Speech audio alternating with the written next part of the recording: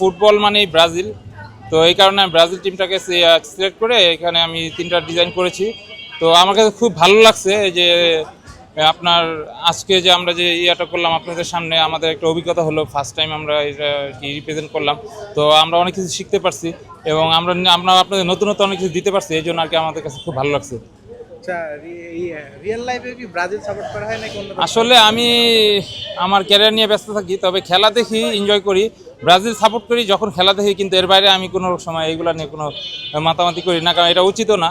কারণ আমরা জানি যে আমরা হলো মূলত ন্যাশনালিটি বাংলাদেশে সবার আগে রিপ্রেজেন্ট করা দরকার। নায়াসিনামাইড ও স্যালিসাইলিক সমৃদ্ধ লিলি ফেস ওয়াশ যা ফেসের ডেড স্কিন সেল দূর করে দেয় দ্বিগুণ ফাস্টার ব্রাইটেনিং।